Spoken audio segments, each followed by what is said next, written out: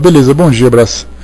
Olha, Brás, eu realmente também não vi nada específico sobre essa questão do Apocalipse, mas a gente usa como referência a introdução do Livro dos Espíritos, quando Kardec se preocupava principalmente, quando ele dizia que ele não quer discutir sobre teologia, ele não quer discutir sobre fatos do passado, ele não quer discutir sobre dogmas, ele quer falar sobre moral e sobre realidade. Então acho que a preocupação dele em se ater a essa novidade que vinha do mundo espiritual, em contrapartida àquilo tudo que já estava estabelecido pelas religiões tradicionais, a preocupação dele era muito maior nesse sentido, para fazer com que essas teorias doutrinárias ou essas informações se estabelecessem desvinculadas de qualquer contexto bíblico. Então, assim, o que ele dizia na introdução do Evangelho, eu acho que serve para todos os aspectos doutrinários. Mas eu acredito também que seria bastante curioso, bastante interessante, se por acaso ele tivesse trazido para nós um ponto de vista do mundo espiritual a respeito disso. Mas o que a gente pode... Tá? Obrigado então, Luísa. O que a gente pode acrescentar é que a visão que se tem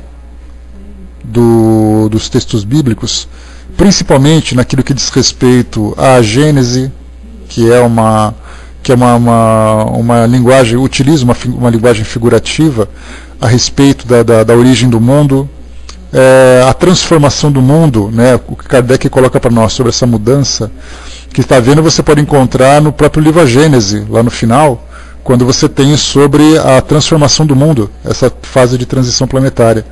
Então ele não se preocupou em fazer interpretação, porque interpretação por interpretação, cada um vai ter sua visão. E os espíritos ficariam numa situação bastante delicada se eles colocassem uma opinião em cima de uma linguagem figurativa.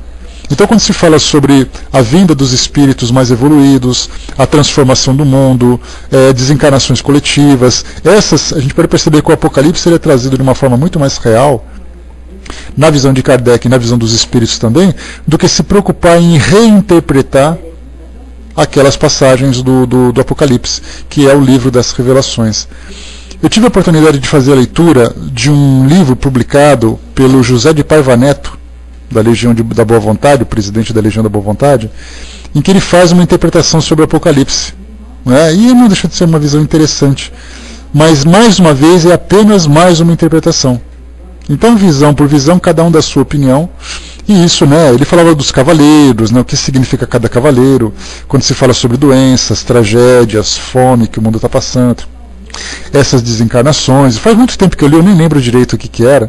Era aquela época em que eu lia tudo, em que eu não era muito seletivo, não desprezando as obras do Paiva Neto, que são muito interessantes, a visão dele, embora não sejam direcionadas para os estudos espíritas, mas a título de informação geral. Era simplesmente uma interpretação. É difícil a gente fazer um julgamento, ter uma visão mais sóbria daquilo que não pode ser interpretado na realidade. Quando você fala que os selos foram quebrados, que as trombetas vão soar, que as águias do Senhor arrebatarão os mortos dos túmulos, etc. e tal, tudo isso você pode interpretar das mais diversas formas, depende do seu ponto de vista e depende do tipo de formação, não apenas intelectual, mas formação religiosa que se tem.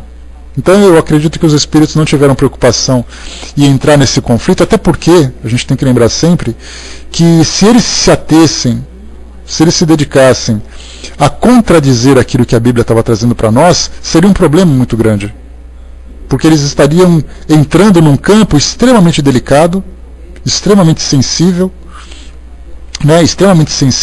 então eles queriam trazer para nós a visão racional dessa realidade, desse processo que a gente tem vivido. Então eu acredito que seria curioso da nossa parte, mas seria improdutivo, pelo menos nesse meu ponto de vista. É assim que eu entendo. Bom dia, pessoal que chegou. Deixa eu ver aqui. O Brás colocou ontem numa sala evangélica, havia uma profecia curiosa sobre o Trade Center contida na Bíblia. Se você pegar Nostradamus também tem, se você pegar várias opiniões de vários oráculos que tem pelo mundo, eles vão dar também. Então, interpretação, Brás, interpretação, como diz assim numa passagem interessante, num documentário que eu assisti, que falava sobre essa questão das premonições. quando você tem uma visão de alguma coisa que vai acontecer, né, que é a pré-cognição, e isso a parapsicologia estuda, né, e a gente tem também dentro do próprio espiritismo estudos a esse respeito. Então, pré-cognição é aquilo que você tem uma visão prévia daquilo que vai acontecer. A cognição é aquilo que você tem conhecimento de alguma coisa que acontece agora, mesmo que seja distância. Estou sentindo alguma coisa que está acontecendo em tal lugar, e essa coisa acontece simultaneamente. E você tem a pós-cognição, quando você tem uma visão de alguma coisa que já aconteceu, mas que você não teve contato. Então a pré-cognição ela é um tema estudado, né? Inclusive tivemos ali recentemente um programa Globo Repórter que falava sobre isso. E aí, então, quando você tem uma visão de alguma coisa que vai acontecer, e essa visão se comprova pelos fatos, isso te dá uma certa credibilidade. Agora, quando você pega textos do passado que podem ser interpretados, é mais ou menos, segundo a visão daquele da pessoa que participou desse documentário, que eu não me lembro agora o título, ele dizia assim, é como se você atirasse uma flecha na parede, e depois que você atira a flecha, você vai lá e pinta o alvo. Né? Ou seja, você pega o fato e depois pega as interpretações e encaixa nesse fato para poder dizer que eles se justificam. Então, se não for do Trade Center, você poderia ter outros atentados, você poderia ter... seria uma montagem, você pega o fato e depois você monta com as interpretações. Eu li o livro As Centúrias, de Nostradamus, é um livro, um calhamaço, deve ter umas 500 folhas, e é interessante porque ele vai fazendo interpretações, ele fala sobre a caída da Babilônia, ele fala sobre os cavalos de ferro, que são os tanques, falam sobre os cavalos alados, que é a previsão da Segunda Guerra Mundial e não sei o quê. Então, são temas que você pode encaixar em qualquer situação. Né? Se você fala sobre os tanques, por exemplo, tem os tanques da Primeira Guerra Mundial, tem os tanques da Segunda Guerra Mundial, tem os tanques que são utilizados depois. Então, quando se fala sobre profecias, elas não são claras. Elas são interpretativas. E quando a gente tem essa visão catastrófica do mundo, isso é um prato cheio para quem gosta. Né? Então a gente tem que ter muito cuidado, tem que ser muito racional. Até porque você saber um fato que vai acontecer, mesmo que ele seja legítimo, isso não vai fazer muita diferença.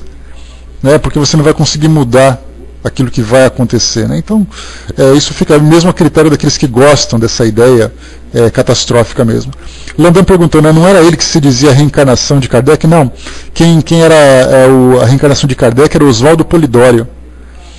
Polidoro, ele criou até uma nova religião, tem até o site dele, que eu esqueci o nome. Coloquem, por favor, no Google aí, vê qual é o nome dele. Né, inclusive eu me lembro, Landon, que havia uma época em que houve uma época em que eu fazia pesquisa genealógica para construir a árvore genealógica da minha família. E quando você está naquele fogo das pesquisas, você procura na internet, você procura em lista telefônica, você procura em obituários de jornais. E eu lia muito jornal naquela época, eu tinha tempo para poder ler jornais. E aí então todos os dias eu ia no obituário para poder pesquisar, de forma alguma, Ju. Eu ia para pesquisar para saber se eu achava o sobrenome da minha família. Porque se tivesse aquele sobrenome eu poderia encaixar, pesquisar, etc. e tal. E por acaso eu vi a nota de falecimento de Oswaldo Polidoro. E era simbolizado por um triângulo. Né, que você tem os crucifixos para os cristãos, você tem a meia-lua para os muçulmanos, você tem a estrela de Davi para os judeus. E o caso dele era um triângulo. E aí a nota é um triângulo. E a nota estava dizendo exatamente isso, né? Desencarna a reencarnação de Allan Kardec, não sei o quê. E recentemente eu tive a oportunidade de fazer uma pesquisa no Google e eu encontrei, né, até para os maçons também, né, Rei? E eu tive a oportunidade de encontrar um vídeo do programa Mistério, que ele foi veiculado na década de 90 na antiga TV Manchete, hoje a Rede TV. E nesse programa eram estudados, né, temas diversos que não tinham respostas lógicas, né, mesmo que seja sobre mediunidade, sobre extraterrestres e não sei o quê. E nenhum desses programas falava exatamente sobre a reencarnação. O divinismo, exatamente. O divinismo foi a linha filosófica criada por Oswaldo Polidoro. E aí, então, nesse vídeo falava sobre a reencarnação de Allan Kardec. E aí então diziam que Chico era a reencarnação de Allan Kardec. Aí quando eu vi esse tema eu falei, deixa eu ver o que eles estão falando. Aí era um vídeo de 10 minutos, aí comecei a assistir. Aí apareciam alguns médiuns dizendo assim, olha, segundo o livro do médium fulano de tal, ele está dizendo o seguinte, que Chico é Allan Kardec. Aí eu parava e falava, como é que o médium pode se submeter a isso? Ele pega um livro de outro médium e a palavra desse médium é a legítima justificativa dessa situação. E aí então, passados 5 minutos de programa, chegou uma outra pessoa dizendo que ele era a própria reencarnação de Allan Kardec, que ele estava vivo ainda. Que ele dizia, eu sou a reencarnação de Allan Kardec, eu não posso confirmar isso, porque seria muita pretensão da minha parte querer qualquer afirmação, mas eu sinto que eu sou a reencarnação dele. Aí você dá aquela coçadinha na orelha, o Polidoro já era, né? Mas não era nesse caso o Polidoro. E aí você dá aquela coçadinha na orelha e fala, oh Deus, até quando, né? A gente vai ter que viver com essas fantasias, com essa falta de razão, com essa falta de bom senso das pessoas. Mas infelizmente é assim, e isso acontece pela natureza humana. Não é o fato de você ser católico, evangélico, muçulmano, ou ser espírita, é o fato de você ser um ser humano. Né? E exatamente, né? Temos ali o Henri Christ, né? Haja vista nosso próprio amigo lá. Então, nesse caso a gente vai fazer o quê? Perceber que isso é da natureza humana. São seres humanos que gostam do misticismo, que gostam do mistério, sempre foi assim. Então, a gente vai se depurando, a gente vai se centralizando nas nossas opiniões, conforme a gente vai estudando, tirando esse lado místico. Mas sempre foi assim. A gente lembra que no início dos tempos os homens acreditavam que os deuses se manifestavam através do sol, dos trovões. Por que isso tudo? Porque é da natureza humana buscar a resposta daquilo que ele não conhece nos mistérios, naquilo que é sobrenatural. E até hoje nós somos assim. Por isso que é importante a gente colocar os pés no chão, estudar racionalmente, né, sem aquela ideia de querer justificar tudo com a nossa razão, porque tem coisa que a gente não conhece mesmo, e o fato da gente conhecer não significa que não exista, mas ao mesmo tempo a gente não pode se deixar levar por essas fantasias. Esse é o problema. O César colocou mesmo porque é algo que a princípio não tem fundamento, o que fomos, o mais importante é que somos, mas é o orgulho humano, né, César? Por mais lógico que seja para nós essa ideia do passado, é apenas passado e tudo mais, o orgulho humano é assim. A vaidade humana é assim, dizer assim, olha, eu fui um sacerdote druida, olha que coisa linda que eu sou. Eu nunca vou falar que eu sou o Zezinho, que era um agricultor que morreu com uma picada de cobra lá no interior da Amazônia. Eu vou dizer que eu era um sacerdote, que eu era alguém importante. Então a natureza humana busca isso também, né? O Reinaldo colocou, né, qualquer verdade que os espíritos dizem acontece simultaneamente em qualquer lugar e principalmente tem motivos muito grandes para tal, né? Porque você foi índio, né, César? Agora você precisa saber de que tribo você foi, né? Se foi aquela tribo desconhecida no meio do nada, ou se você foi um chefe tupi-guarani, né? Ali um colaborador de Araribóia, por exemplo, né? Então a vaidade humana ainda tem essa, né? Mesmo sendo índio, você quer ser um índio importante. O Armando colocou em cima, né? Veja o filme As Novas Roupas do Imperador, né? O filme conta a história de Napoleão, sendo até que ele vai a um hospício. Eu assisti sim, Armando, é bem legal esse filme, né? Que mostra assim que perde-se o bom senso, perde-se a realidade e você deixa se levar, né? Por uma não vou dizer alucinação, mas por uma criação mental que o indivíduo acaba se deixando levar. É bem interessante mesmo esse filme. Né? Mas, bom, a gente começou, né, só com um bate-papo meio informal. Bom dia, pessoal que chegou. Vamos então aqui ao nosso estudo. Então, a gente está com esse bate-papo porque conversamos com o Brás lá no início a respeito dos Illuminatis, que é uma denominação secreta que tem aí apavorado a cabeça, principalmente dos segmentos evangélicos, acreditando que isso tem vínculo com as forças do mal, e essas forças do mal estão ali se juntando para poder dominar o mundo e destruir a palavra de Deus, né? Então a gente estava conversando sobre essas fantasias que as pessoas criam em cima do catastrófico, né? E a gente chegou aqui nesse nosso bate-papo meio informal. Mas vamos lá então. O nosso estudo de hoje é o Livro dos Espíritos, lembrando que a nossa amiga Vaninha não pôde vir hoje, mas deixou um beijo para todo mundo. O Livro dos Espíritos, parte 3ª, Leis Morais, capítulo 5. Nós vamos entrar agora no capítulo Lei de Conservação. Nós terminamos o nosso estudo sobre lei de reprodução.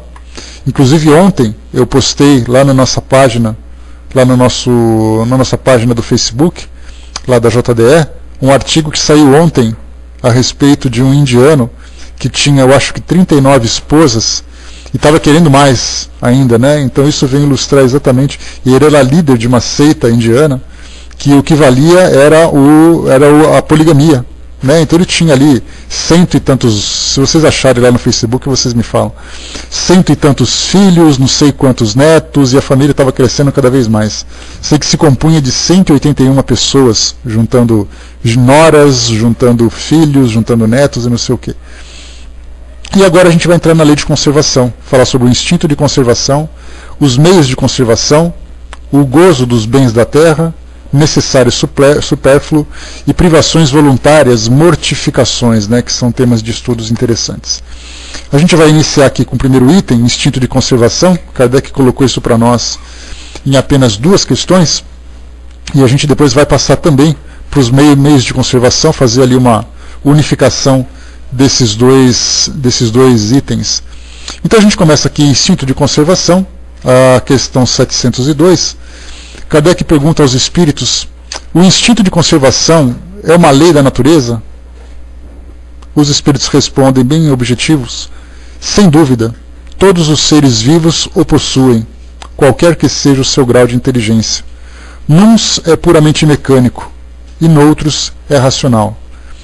Quando se fala sobre instinto de conservação, a gente lembra que qualquer ser, até mesmo um pernilongo, uma muriçoca, procura meios de sobreviver, se afastando das situações de perigo. E a gente fala assim, como o pernilongo é inteligente, porque ele percebe que eu vou dar um peteleco nele, e aí então ele sai voando e se esconde, para evitar que ele seja destruído.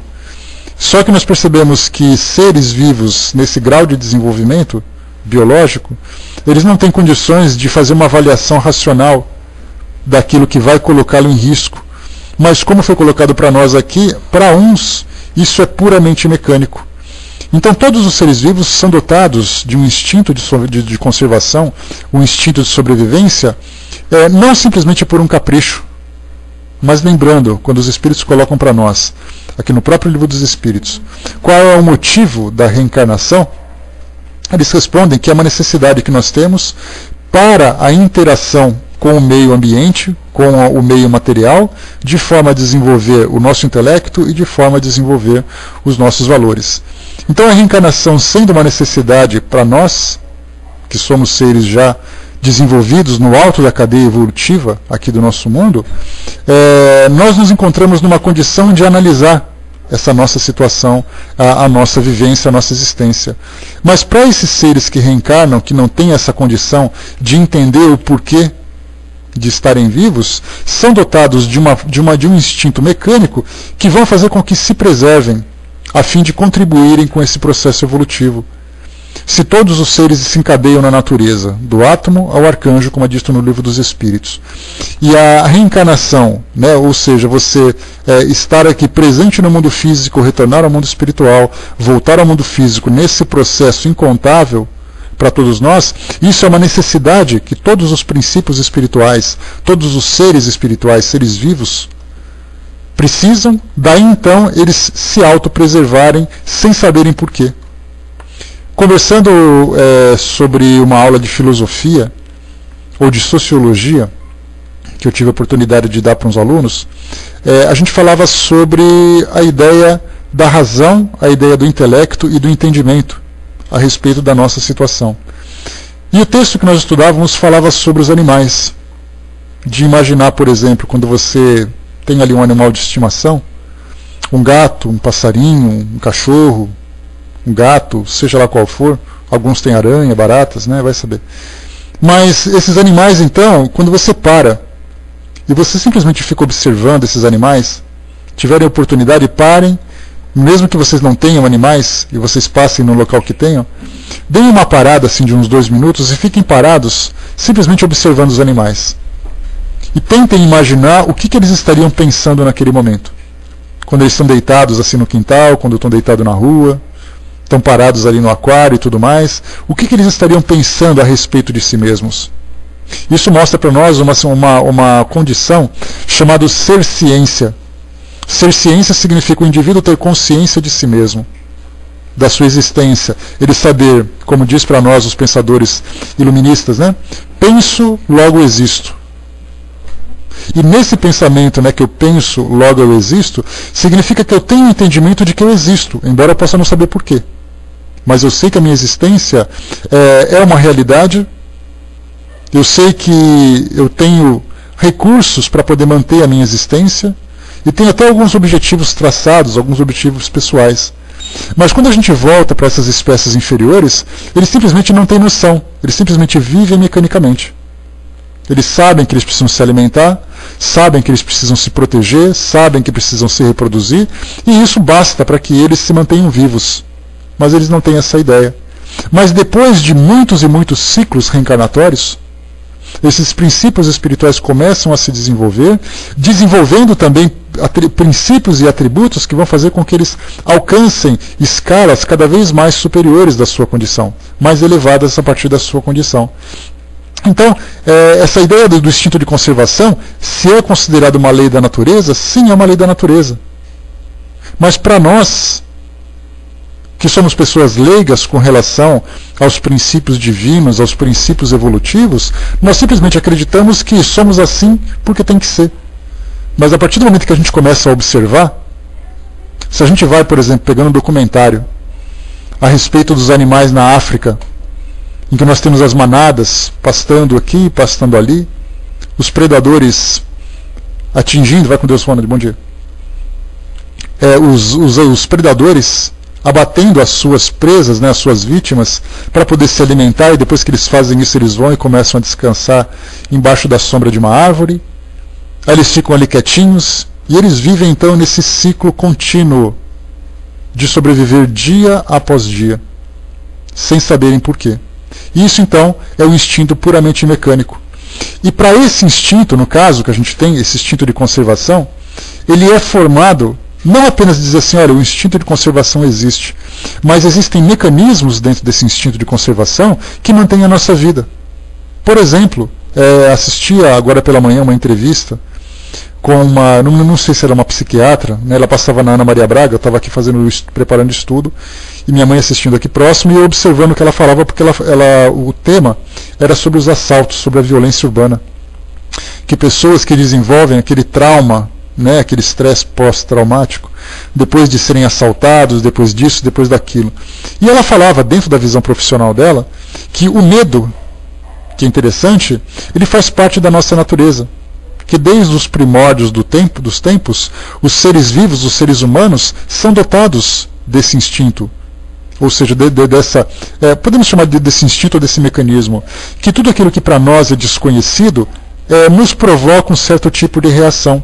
E é uma reação não apenas biológica. Aqueles hormônios que começam a circular no nosso corpo. A gente lembra que quando você fica muito assustado, tem pessoas que desmaiam. Né, o seu sistema parasimpático dissemina pelo corpo todo, libera pelo corpo todo substâncias que provocam um certo tipo de reação para nos dar essa condição de preservação, de autopreservação. Então tem pessoas que desmaiam, tem pessoas que ficam paralisadas, tem pessoas que gritam e agridem, tem pessoas que correm, cada um reagindo de um jeito diferente. E era assim naquele tempo. Me lembro de algo recente, de uma tribo indígena que foi localizada no meio da Amazônia e, segundo as informações, ela não tinha nenhum tipo de contato com a civilização, né, com a nossa civilização. E aí então, quando os aviões passavam, ou quando o avião passava sobre aquela aldeia, de imediato os índios começavam a atirar flechas nos aviões. Mesmo estando numa altura que eles não tinham conhecimento, né, Ju menina, sumida, bom dia pessoal que chegou. Então eles começavam a atirar flechas nesses aviões, naquele avião, porque eles se sentiam assustados. No passado, os homens faziam sacrifício para os trovões, porque eles tinham medo. É que você nunca tinha visto avião naquela época, César. Na sua época em que você era índio, você não tinha avião ainda. Então nós tínhamos ali a reação de agressividade, a reação do desmaio. Nós temos animais, por exemplo, que são interessantes, que quando eles se sentem ameaçados, eles se fingem de mortos. E na verdade não é se fingir de morto, mas assim, a sua condição biológica faz com que eles entrem num estado de paralisia, porque aí o predador, vendo que ele se encontra morto, ele não consegue reagir. Aí eu falei assim, bom, eu não vou me alimentar de um ser morto, então eu vou procurar um outro que está vivo. Né? Ah, legal então. Seja bem-vinda, querida. E aí então eles reagem dessa forma. Isso toda vez é assim. Você vai, por exemplo, num aquário e você dá uma batidinha no vidro, de imediato os peixes se espantam e se afastam. Então o medo, nesse caso, é uma dessas formas do indivíduo se proteger. A violência, quando a gente fala da agressividade, que hoje é utilizada de um jeito bastante fútil, bastante banal, visando simplesmente que o indivíduo busque seu interesse de uma forma egoísta, a violência no passado também era uma forma dele se proteger. Porque se ele não utilizasse a força para se proteger das ameaças, ele simplesmente seria consumido por ela, seria destruído por ela. Lembremos que no passado os homens eram ameaçados por animais, por as mais simples intempéries, né? Então ele tinha ali, por exemplo, situações da natureza, os animais, o meio hostil em que ele se encontrava, os próprios semelhantes que se colocavam como inimigos. Então, através da força física, ele conseguia se proteger. Passado esse tempo todo, os homens continuam ainda utilizando a força física, mas com outro objetivo. Já não visa mais a sua conservação, mas visa mais a conquista dos seus próprios interesses. Então nós falamos sobre percepções. A gente lembra que nós temos aqui os nossos instintos. Para nós, por exemplo, né, visão, audição, fato, tato e paladar. Então temos ali os nossos instintos. Os animais têm instintos também mais desenvolvidos de acordo com as suas necessidades, que servem para que a gente se coloque, se adapte a um determinado meio, para que possa viver de um modo equilibrado. Então, cada ser é dotado de determinados mecanismos para que possa se preservar. E a gente lembra que quando nós chegamos numa condição em que o indivíduo já consegue dominar os seus instintos, mas quando ele entra numa condição patológica, a gente fala, por exemplo, do suicídio, quando se fala que é a maior violação de Deus contra Deus, pelo fato de você ter tido a oportunidade, a gente já entra numa questão filosófica, né? Você teve a oportunidade de reencarnar e você tem objetivos, mas você então negligencia esses objetivos e se destrói. Muito mais do que simplesmente você quebrar as leis divinas que te oferecem recursos para você se desenvolver, nós violamos uma lei da natureza.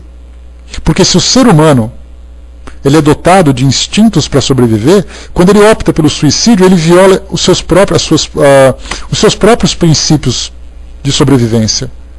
E é engraçado que a gente vê que quando se coloca nessa condição de uma pessoa que comete suicídio pelo desespero, por uma doença e tudo mais, ele já não tem lucidez para poder ponderar aquilo que ele está fazendo. Mas é interessante que quando alguém entra no desespero, não numa condição patológica, mas ele percebe assim, eu preciso fazer alguma coisa, eu estou desesperado e coisa e tal, percebe que ele fica vacilante. Então alguém que vai saltar de cima de uma edificação, ele para e fica ameaçando.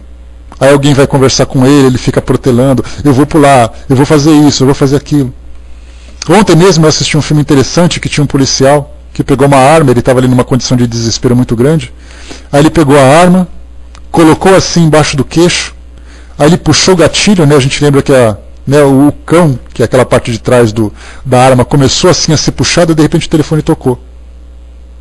Aí ele parou e foi atender o telefone.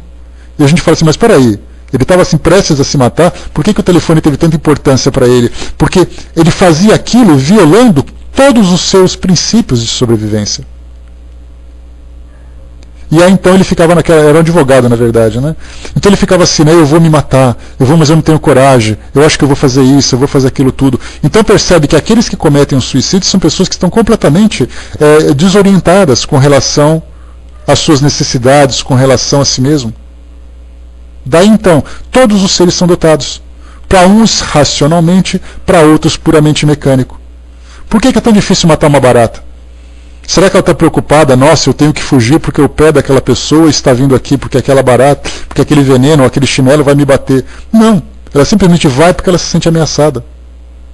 Ela não quer saber como ela vai morrer, quem vai matar e por que está sendo morta. Ela simplesmente quer fugir. Os animais são assim também, né, os mamíferos no caso, né, naturalmente, né, porque a gente pode perceber que em muitas situações que eles se colocam, eles fogem, quando eles não conseguem conhecer, quando não conseguem compreender. Isso faz parte do quê? De um mecanismo do qual nós somos dotados para manter a nossa sobrevivência. Sobrevivência que não é a sobrevivência por si mesma, mas a sobrevivência como uma necessidade evolutiva do espírito, ou do princípio espiritual. Ele precisa estar reencarnado. Então ele tem que sentir medo de morrer. E para uns, infelizmente, acaba se tornando algo bastante doloroso.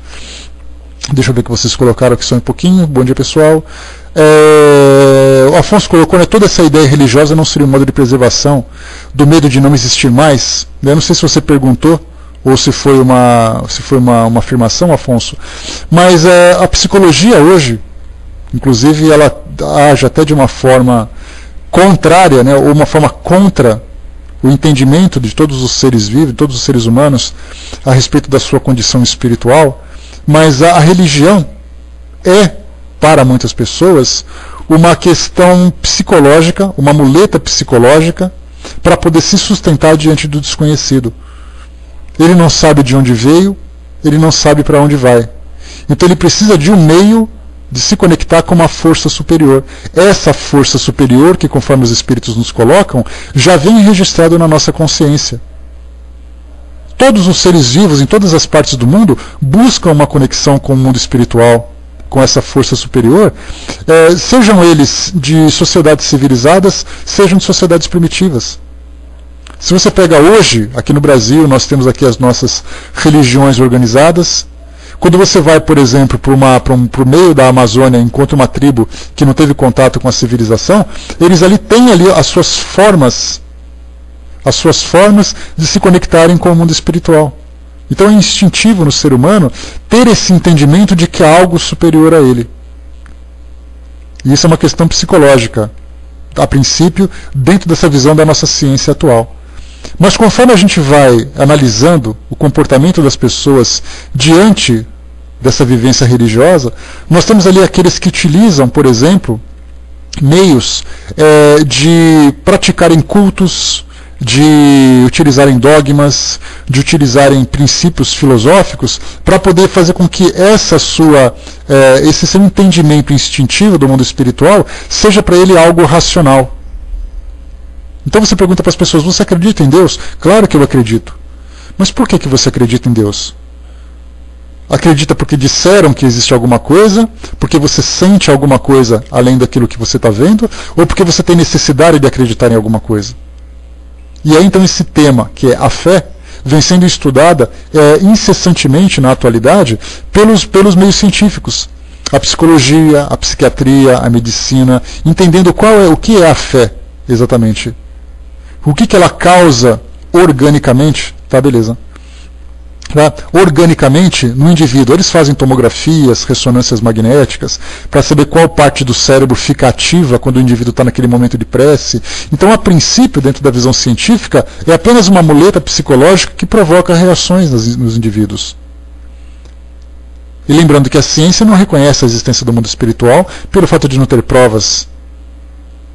Mas conforme a gente vai estudando a respeito de nós mesmos, a respeito dessa nossa relação com o mundo espiritual, e entendendo que esse instinto não é por acaso, mas é que ele nos leva a essa conexão, faz parte também de uma lei natural.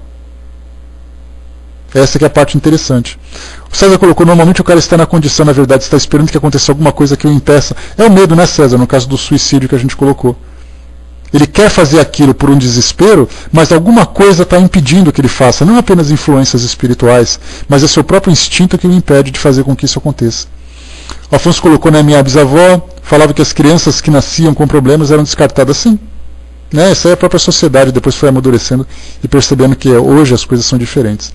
Sara colocou, né, aqui teve um policial que foi ver uma ocorrência e por não poder fazer nada com os envolvidos na ocorrência, ele tirou a roupa e deu a arma dele para o bandido, pedindo para que ele atirasse. Né? Aí já é um desequilíbrio da função, né? de você se ver impotente diante daquilo que você não pode controlar, que não pode dominar. Né? Então aqui, deixa eu ver, beleza, então, bom, vamos em frente aqui. Falamos sobre essa questão do instinto de conservação. Na questão 703, volta então aqui, volta Kardec perguntando, com que fim Deus concedeu a todos os seres vivos um instinto de conservação? Aquilo que a gente já conversou então, Né? Por que ele tinha que colocar esse ingrediente de dizer assim, olha, faça tudo para se manter vivo? Aí a gente fica se perguntando, mas por que ele fez isso? Por que eu simplesmente não podia ter essa facilidade de ir e vir conforme melhor me conviesse? Respondem os espíritos, porque todos devem colaborar nos desígnios da providência. Foi por isso que Deus lhes deu a necessidade de viver. Depois, a vida é necessária ao aperfeiçoamento dos seres. Eles o sentem instintivamente, sem disso se aperceberem, aquilo que nós colocamos. E nós não falamos apenas dos animais, nós falamos também dos seres humanos. Que também ali, eu tenho que estar vivo, mas por que eu tenho que estar vivo? Ele começa a se deixar levar por esses questionamentos, pelas dificuldades, pelas situações que ele acaba vivendo, que nós chamamos de vicissitudes, que são situações alternadas de felicidade, infelicidade, de tranquilidade, de turbulência, de dor e não dor.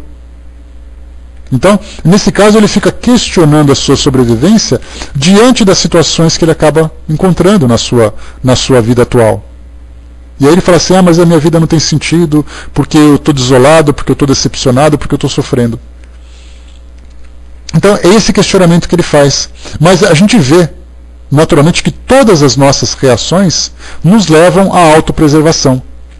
Embora nós nem sempre vejamos isso como um direito também das pessoas, dos semelhantes. Daí então os assassínios, a indiferença. Nós chegamos hoje, assim, vemos notícias nos telejornais, num hospital de uma pessoa que fica deitada na entrada de um pronto-socorro e não é atendida e de repente ela desencarna. E a gente fala, como é que alguém pode fazer com que as coisas sejam dessa forma? De repente nós vemos hoje os animais aí expostos na mídia, os animais desencarnando constantemente, com indiferença das pessoas. Então, olhando para os outros, a gente não tem essa preocupação pelo fato de termos um instinto de conservação voltados para nós mesmos. Quando a gente começa a olhar para o nosso semelhante e se preocupar também com a sua necessidade de sobrevivência, nós já desenvolvemos um novo atributo, que é o atributo da fraternidade, de valorizar não apenas a minha existência, mas também dos seres vivos que têm esse mesmo direito à minha volta e que se encontram numa condição de dependência, numa condição de fragilidade. Então a gente já começa a desenvolver novos valores que dá para nós essa condição de preocupação. Mas nem sempre isso acontece com todos. Vimos ali, também na mídia recentemente, Muammar Gaddafi, lá na Líbia, que foi preso, as pessoas o agredindo, as pessoas batendo, fazendo, acontecendo, até que ele chegou e foi assassinado. Ele e o filho e mais vários outros partidários daquele regime de governo.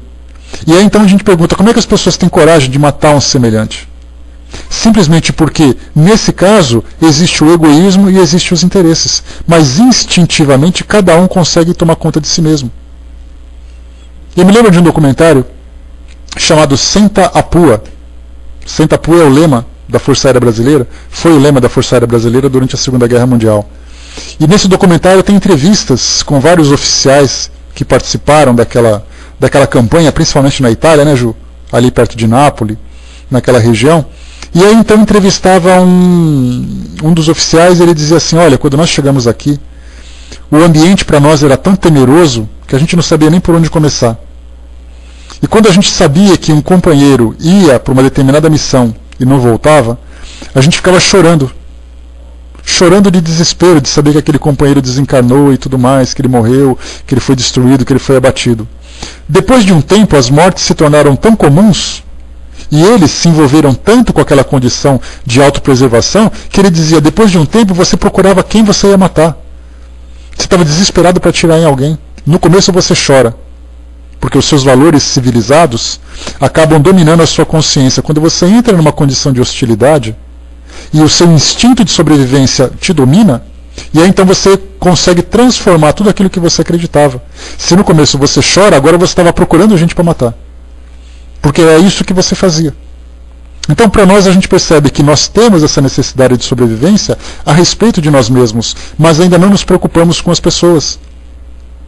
A violência urbana, a violência doméstica, tudo aquilo que leva as pessoas a se agredirem, a se matarem, por objetivos fúteis, porque de certa forma nós conseguimos dominar os nossos instintos mas por outro lado a gente conseguiu impor também os nossos interesses. E esses interesses, por serem egoístas, são eles então que acabam direcionando as nossas ações.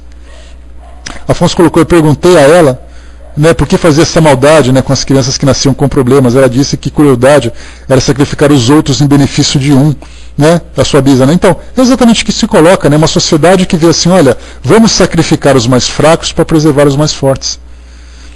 Sempre foi assim na história da humanidade, você elimina, né, a filosofia nazista na Segunda Guerra Mundial, por exemplo, era assim. Você criar uma raça pura, baseado simplesmente no egoísmo, e aí então você criando essa raça pura, você elimina aquilo que pode interromper ou atrapalhar aquele objetivo. E aí a gente lembra que no caso de pessoas com deficiências físicas na Segunda Guerra Mundial, eram eliminadas em câmaras de concentração, câmaras de gás, em campos de concentração, porque aquilo não era útil para aquela sociedade. Mas a gente vê o quê? O egoísmo humano imperando sobre o seu instinto de conservação. Todo mundo quer ficar vivo. E não é uma questão de medo.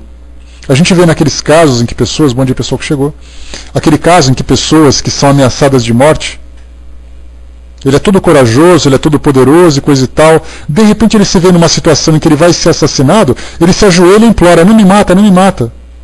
Não é simplesmente o medo da morte, de imaginar assim, olha, será que vai doer? Será que eu vou encontrar alguma coisa no mundo espiritual? Não é nada disso. Não é a razão que fala. É seu instinto que implora pela vida e ele nem sabe porquê. Mesmo que a sua vida seja uma desgraça, mesmo que a sua vida não preste, mesmo que ele seja infeliz, no momento da ameaça ele implora pela vida. Porque ele simplesmente tem a necessidade de viver sem saber porquê. Não, é extremamente curioso, Ju. Isso aí, certamente nós temos aí psicólogos e psiquiatras que fazem estudos a respeito disso, dessas reações, mas não entendem, né? Porque eles vêm simplesmente de um lado racional.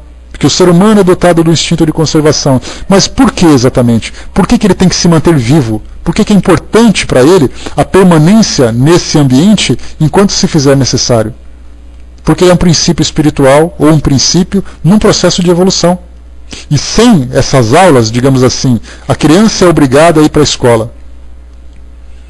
E na escola ela vai aprender tudo aquilo que é necessário para o seu desenvolvimento. Nós estamos aqui hoje. Só que, se nós viéssemos para cá, olha só que interessante. No mundo espiritual nós temos lembranças sobre tudo aquilo que diz respeito ao nosso histórico. Aí eu penso assim, bom, para eu ficar reencarnado, eu vou sofrer, porque tem provas, tem expiações e coisa e tal. Então eu vou me lembrar do mundo que eu estou deixando, do mundo que está ficando para trás, e vou enfrentar aquelas dificuldades. A gente imagina, não, eu vou fazer isso porque eu sei que é importante, porque nada disso. Nós somos trazidos para cá, a princípio, de uma forma racional. Quando nós chegamos aqui, nós nos esquecemos do passado e instintivamente nós primamos pela nossa sobrevivência. Porque, do contrário, todo mundo seria assim, ninguém queria ficar aqui. Quem gostaria de viver essas dificuldades?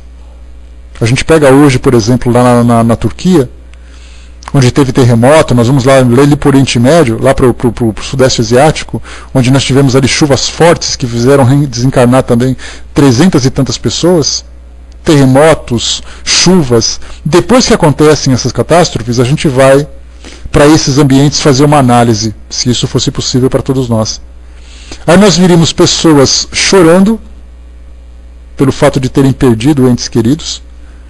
Isso também faz parte do nosso instinto.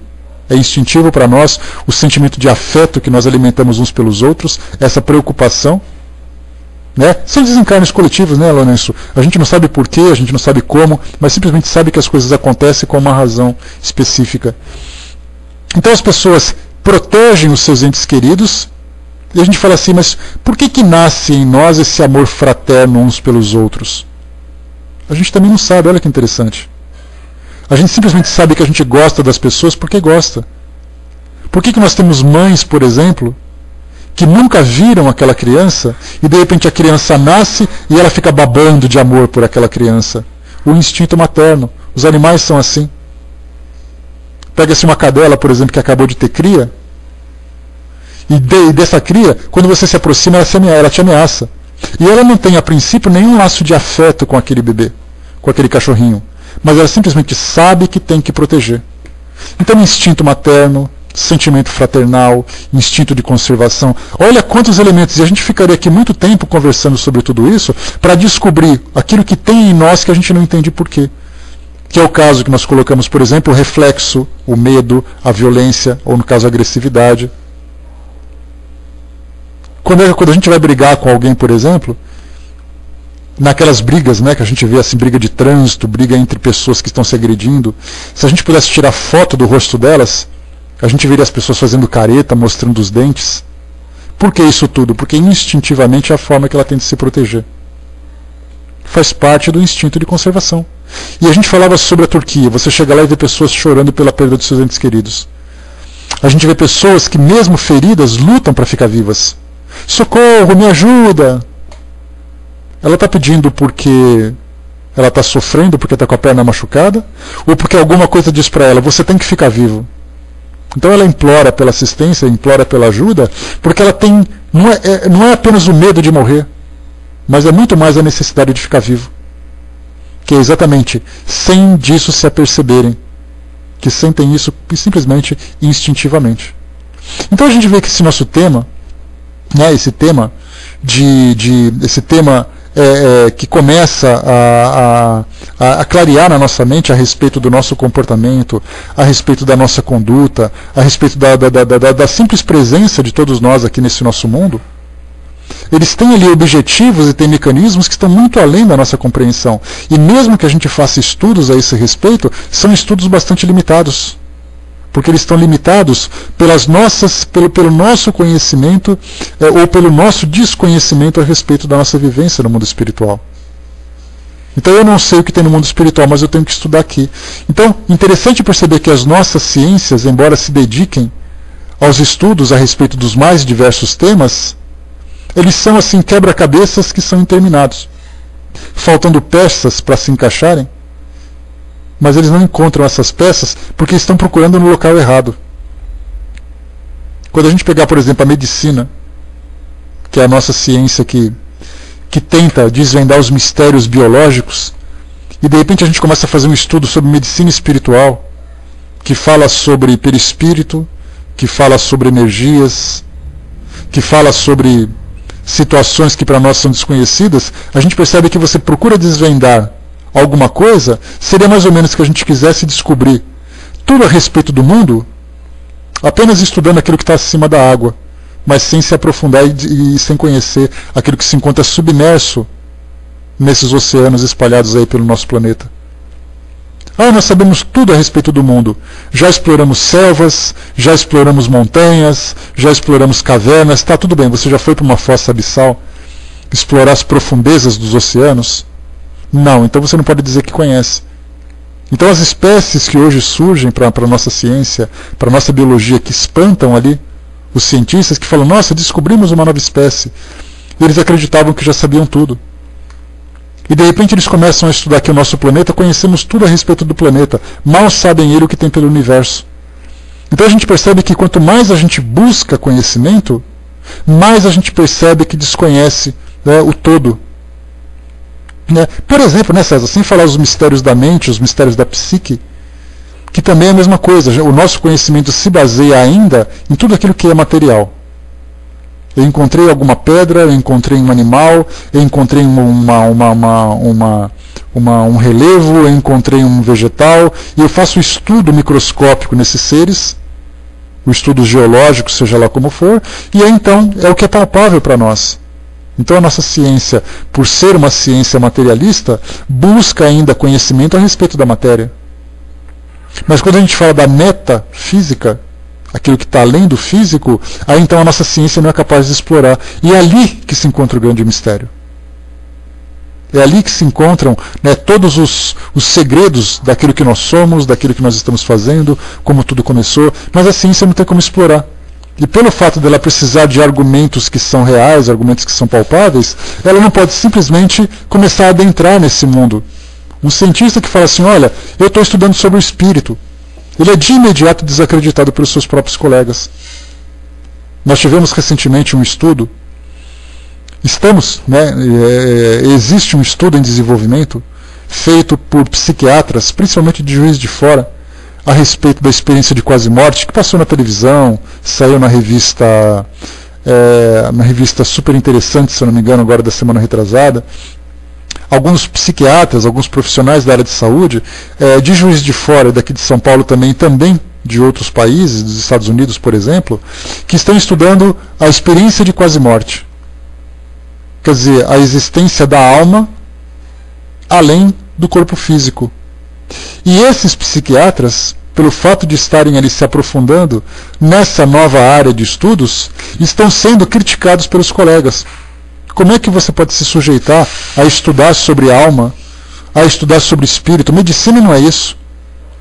A psiquiatria não é isso. A psiquiatria estuda o que o indivíduo pensa, não se o objeto do seu pensamento ele tem fundamento ou ele é real ou não. Esse é o problema que a gente encontra hoje na nossa ciência, bastante limitada. E quando a gente vai estudando, então, sobre tudo aquilo que diz respeito à nossa própria natureza, a gente percebe que a cada dia a gente descobre uma coisa nova. Mas ainda muito mais vinculado ao nosso organismo do que à nossa psique, à nossa mente, à nossa personalidade. Vamos em frente aqui mais um pouquinho. Embora já tenha estudos bastante avançados a esse respeito. A Dulce colocou lá em cima para nós. Outro dia, conversando com um amigo sobre força física que as pessoas excepcionais têm, ele me disse que todos nós temos essa força, mas por vezes temos medo de usar. Eles não têm medo e agem por instinto de defesa.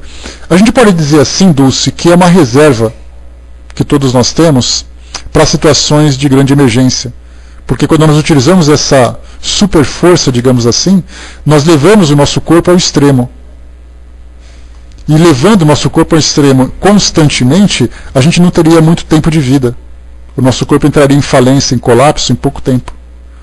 Basta a gente ver, por exemplo, os atletas que têm ali um tempo de vida útil muito curto, pelo fato de sempre serem levados ao extremo, mas esse extremo é um extremo racional, não é o extremo instintivo. A gente pega ali um atleta que é capaz de levantar tal % da sua força física, enquanto você pega uma mãe que tenta levantar um portão caído de cima de seu bebê, ela consegue levantar o dobro daquilo que ela poderia fazer. Se ela tivesse lucidez, se ela estivesse lúcida e equilibrada para poder fazer aquela força toda. Né? Então a gente vê que, mais uma vez, são reações instintivas que nós temos, mecanismos que só são desencadeados em momentos extremos, que normalmente você não fazia. Tem um vídeo interessante, que eu estava até conversando com o nosso amigo Vidal, em que um homem estava passando de muleta, né, porque a ideia era um vídeo cômico do YouTube, que falava assim, né, Deus salva, o Corcel também salva. Corcel é uma marca de carro, né, um modelo de carro. E aí então tinha um homem passando de muleta na rua, e de repente veio um Corcel na direção dele. Rapidinho ele saiu correndo. E esse vídeo virou engraçado, né, porque parecia que ele estava mentindo andando de muleta, e de repente ele saiu correndo. Ainda falei com ele assim, falei, olha, o vídeo parece ser engraçado, mas a gente percebe que quando ele se vê em perigo, ele faz coisas que normalmente ele não fazia. Mas ninguém sabe qual é a dor que ele sentiu depois de sair correndo. Porque se ele estava mancando é porque doía. Quando ele teve que correr, ele correu para sobreviver. Depois a perna dele parecia que ia cair de dor, provavelmente, né? Pareceria, né, talvez, que caísse de dor. Então a gente vê que são situações extremas do nosso corpo também, que esse instinto de sobrevivência desencadeia. Naturalmente a gente fala como leigo, não existe nenhum conhecimento técnico a esse respeito, mas a gente percebe a lógica nesse processo. Que você não faz isso o tempo todo, até porque se você fizesse, você se machucaria. Mas quando a sua vida depende daquilo, ninguém sabe até onde a gente pode chegar. Racionalmente, uma pessoa mataria outra se ela não tivesse levado ele para um distúrbio? Não. Mas e se por acaso tivesse ali uma mãe com um filhinho no colo e alguém ameaçando? O que ela não faria para poder proteger o filho? Ela mataria aquela outra pessoa sem hesitar. Simplesmente movida por esse instinto. Então são reações psicológicas e também biológicas que nós ainda não entendemos por quê. Pelo menos não dentro desses princípios de leis naturais, mas nós entendemos como reações do nosso corpo. O reflexo, por exemplo. Quando alguém bate palma no seu rosto, por que a gente pisca? É o reflexo de proteger os olhos, que talvez sejam um dos pontos mais sensíveis do nosso corpo. Você pisca por medo, para se proteger, para poder, sei lá, para poder não se ferir, e a gente faz isso sem se dar conta. Deixa eu ver aqui, a Luísa colocou, quando fui tirar a habilitação, teve um instrutor que falou sobre isso, que na maioria dos acidentes o motociclista tira o seu lado e coloca o lado do carona, não por maldade, mas por instinto de defesa, a mesma coisa também. E depois a pessoa começa a se torturar pela culpa. Quando ela começa a dizer assim, por que eu não virei o carro para o outro lado? Não virou porque virou. Ele tinha que se proteger, era uma reação natural dele, é uma reação reflexa. Aí no momento da batida ele vira para o outro lado e joga aquele lado que não está perto dele. E muitas vezes é um filho que está ali do lado, uma pessoa que ele gosta, uma pessoa que ele conhece. E a gente pensa, racionalmente ele faria isso? Não faria. Mas naquele momento em que ele não consegue pensar, a sua reação é automática. São esses mecanismos, então, dos quais nós somos dotados, que nos levam à nossa autopreservação. E quando nós chegamos no autoextermínio, é exatamente porque chegamos numa condição patológica. Nenhum animal, por exemplo, se joga de cima de um precipício. Se você pega um animal fazendo uma experiência sem pensar no lado cruel, mas pensar no lado da experiência, e você começa a empurrar um animal para a beira de um precipício, qual é a reação dele? É fugir daquele local. Mesmo que ele tenha que te agredir por isso, que ele tem que te morder, que ele tem que fazer e acontecer. Ele vai se afastar. Mas por que ele vai se afastar? A gente fala, mas o animal não é bobo. Mas espera aí, vamos trocar esse bobo por uma definição um pouco mais lógica, um pouco mais desenvolvida. É o seu instinto de preservação. Quando ele percebe que ele se sente ameaçado, ele quer se proteger. Aí então ele fica acuado num canto, ele se esconde debaixo de alguma coisa. A gente lembra que cachorros em casa, quando começam a estourar fogos de artifício, de imediato eles correm para baixo da cama, ou então ficam tremendo e pedindo colo. Por que isso tudo? Porque simplesmente tem medo. É uma reação orgânica que eles possuem. Alguns têm ali um instinto mais, no caso nós que somos seres humanos, né? Alguns que são mais sensíveis a determinado tipo de estímulo, enquanto que outros são mais ali, digamos, mais equilibrados diante dessa situação. Tem uma prima minha, por exemplo, quando ela assiste Branca de Neve, ela tem medo da bruxa, e ela já é adulta. Ela detesta filme de terror porque ela tem esse pavor de sentir medo. Por que será isso tudo? A gente já começa a somar com esse instinto de sobrevivência reações que são adquiridas pelas experiências vivenciadas. Os traumas que foram gerados, vai com Deus, César. Os traumas que são gerados no passado. As situações que fizeram com que você não queira repetir de novo aquele medo. Naquele áudio que nós já colocamos para vocês, ou que nós já oferecemos para vocês, que fala sobre ansiedade e reencarnação, do psicólogo Sérgio Breves, lá do Rio de Janeiro. Deixa eu até pegar para vocês aqui, para quem não ouviu, recomendo o acesso a esse material, que é muito interessante. Ele é um psicólogo que trabalha, está aqui, para quem quiser. Pois é, né, André? É um psicólogo que trabalha com reencarnação. E ele dizia assim, que uma paciente dele tinha pavor de baratas. E o seu pavor era tanto que ela espalhava venenos, né, potes de veneno, ali, os sprays, pelos 4 cantos da casa. Porque se por acaso ela estivesse num canto e que a barata estivesse no outro canto perto do veneno, ela teria outro recurso. E aí, então essa pessoa tinha um pavor que chegava, por exemplo, a comprometer a sua vida social, a sua saúde física. Tal era a reação. A Vaninha vendo uma barata, por exemplo, ela fica pálida. E ela tem taquicardia, não é uma brincadeira. É uma reação pavorosa que ela tem diante da barata. Mas então é esse profissional, fazendo ali o processo de regressão de memória para poder encontrar o ponto, o foco daquele trauma, depois de algumas sessões, ele encontrou em lembranças que foram adormecidas pelo próprio processo natural num passado, em que ela se viu morta num determinado ambiente e ela estava presa ao seu corpo físico, vendo baratas andando em cima do seu corpo. E aí então aquela imagem ficou de tal forma registrada no seu inconsciente que ela levou para experiências futuras. E aí então ela vendo aquilo, quando ela vê uma barata, ela não sabe por que aquele medo todo, mas ela sente um pavor. Então percebe que não é apenas o instinto de sobrevivência, mas pelo fato de nós já termos tido muitas e muitas experiências, alguns traumas ficam registrados. Pessoas que têm pavor de altura, não sabem por quê. Pessoas que têm pavor de lugar fechado, não sabem por quê. Então, sim, instinto de sobrevivência, mas também mesclado com o nosso arquivo mental, com a nossa memória, que nos dá determinadas reações diante de determinados instintos ou estímulos. Isso também é interessante de ser observado, percebendo que esse instinto natural começa então a se somar com outros recursos. Rodrigo colocou que tem pavor de rede elétrica. Vai saber. É claro que alguém precipitado diria assim: ah, Rodrigo, então você morreu eletrocutado. É a primeira reação que tem, mas a gente nunca sabe qual é a bobagem que vai sair diante dessas especulações. Alguém que tem medo de altura, é porque você foi jogado de cima de um precipício. E assim começamos as nossas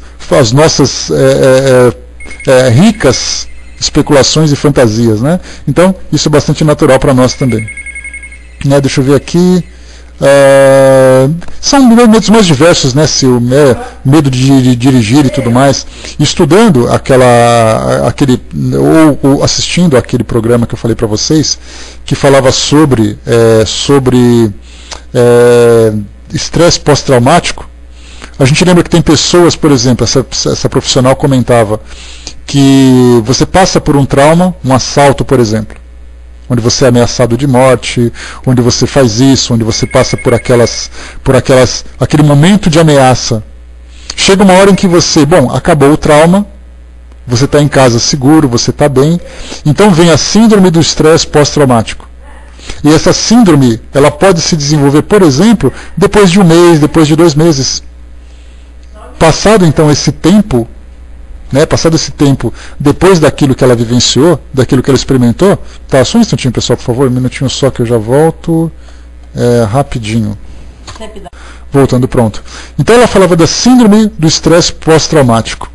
E esse significa o quê? Que depois de um tempo, depois ali de 30, depois de 60 dias, você está ali numa situação da mais natural, está ali assistindo a sua novela, está ali numa festa, está ali indo para o seu trabalho, de repente aquele trauma aflora do nada, porque alguma coisa que você não detecta racionalmente vem e desencadeia de novo aquele mesmo medo do passado, aquele medo daquela experiência anterior, medo de que aconteça de novo. Então são reações do nosso psiquismo, algumas vezes que não são bem trabalhados, não são bem absorvidos, que nos deixam nessa condição. O medo de que alguma coisa volte a acontecer.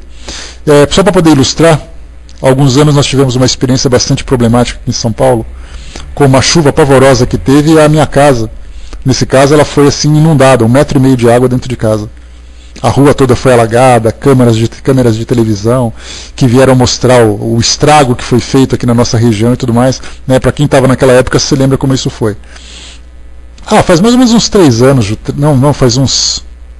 faz mais tempo, faz acho que uns 7, 8 anos. E aí então, faz uns 7, 8 anos. Aí então alagou toda a casa e tudo mais, não sei o quê. Aí depois passou aquela bagunça toda, trocam-se os móveis, faz ali o conserto das coisas, contam-se as perdas, tudo material. Mas o interessante é que naquela época, numa época de chuva, você estava ali tranquilo, almoçando, jantando, dormindo, quando você ouvia um trovão, que se encontrava ali a 10 quilômetros daquele local, todo mundo acordava em casa e ia para a janela para poder assistir, para poder ver qual era a ameaça que a gente estava tendo. Quando a gente percebia que tinha uma garoa caindo na rua, todo mundo ficava com palpitação em casa. E isso era comum a todas as pessoas da rua. Todo mundo, quando você via assim à noite, que começava a garoar, você percebia que todas as casas acendiam as luzes e as pessoas iam para a janela para poder saber como é que estava o tempo lá fora, para saber se aquilo voltaria a acontecer. Era uma fobia. Era um trauma, um estresse pós-traumático, que depois que a gente se mudou de lá, tudo se acalmou. Agora pode cair um pé d'água que não tem problema. Mas ainda assim nós conseguimos absorver e digerir aquela experiência. Mas tem pessoas que mesmo se modificando de local, se mudando de local, ele continua levando aquele pavor por essa experiência. Exatamente, né? Cachorro mordido de cobra não tem medo de linguiça, esse é o ditado popular. Então esse estresse pós-traumático, esse trauma coletivo, na verdade, Didima, é exatamente por causa desse tipo de reação. É o nosso organismo que desencadeia em nós mecanismo de sobrevivência, já que a nossa vida foi ameaçada de certa forma. Embora não corrêssemos tanto risco, porque era apenas água entrando em casa, ninguém morreria afogado por isso, mas a gente sempre procura essa autopreservação. Né? Bom, pessoal, passei para vocês aqui, né, a minha ideia hoje era trabalhar não só o instinto de conservação, mas também os meios de conservação. Né, porque a gente falou sobre as reações naturais do nosso corpo e do nosso psiquismo, mas também os meios de conservação que a própria natureza nos oferece, de moradia, de alimentação e tudo mais. Né? E eu falei assim, bom, eu não vou nem ficar preso nesses dois itens, que eles são muito simples de serem falados, e a gente vai ter que depois continuar estudando o outro capítulo. Né? Mas a gente percebe que nesses dois temas a gente conseguiu conversar sobre tanta coisa, e que se nós tivéssemos aqui profissionais habilitados para falar sobre essas reações do nosso organismo, como psiquiatras, psicólogos, a gente teria aqui uma aula sobre situações que a gente nem imaginava, mas que são presentes na nossa realidade, presentes no nosso inconsciente, porque faz parte da nossa natureza. Né? O Brás colocou aí pescando no famoso Araguaia, fiz amizade com um jacaré, eu ia chegando no barco e ele aparecia na hora, né? Pois é, né, Brás? Você acha que ele estava querendo ser seu amigo, né? Fica nessa, tá? Ele também estava com seu instinto de sobrevivência. Ele falava assim, vou pegar aquele gordinho, vou fazer amizade com ele, vou balançar o rabinho e deixa ele fazer carinho em mim para ele ver só. Pois é. Fica querendo aquela história, né? O mal do urubu, né? O mal do urubu é pensar que o boi está morto, né? Pois é. Então, assim, instinto de sobrevivência, né? Pois é. Oh, aquele goiano tem uma carne boa, deixa eu fazer amizade com ele. Fica com essa ilusão para você ver só. Então, meus amigos, fechando por aqui, né, o nosso estudo. E, naturalmente, como a gente colocou para vocês, né, o conhecimento técnico a esse respeito é algo que somente um profissional habilitado teria condições de fazer. Né? Mas o que a gente tentou aqui conversar foi a gente fazer uma autoanálise sobre situações que para nós não são racionais, situações que a gente não consegue compreender, mas que de todas as formas nos levam sempre a essa autopreservação. Né? Naturalmente, muitos erros, né, foram ditos aqui da minha parte, né, mas o que eu tentei fazer foi direcionar a nossa atenção para essas reações da nossa existência, né, da nossa natureza. Então, no nosso próximo estudo falaremos sobre os meios de conservação, agora já entrando numa condição de adaptação do ser humano, a adaptação do indivíduo ao meio onde ele vive. Não apenas na interação com o próprio meio, mas na interação também com seus próprios semelhantes, buscando essa conservação individual e, conforme o desenvolvimento do indivíduo, o desenvolvimento moral, também a sobrevivência da própria coletividade da qual ele participa. Tanto é assim que nós temos pessoas que entram em guerras para defender um território. Ele não está se defendendo apenas, ele está defendendo a sua comunidade. E isso já mostra claramente uma evolução, uma certa evolução, que já vem desde os tempos mais antigos. Isso também faz parte da natureza humana.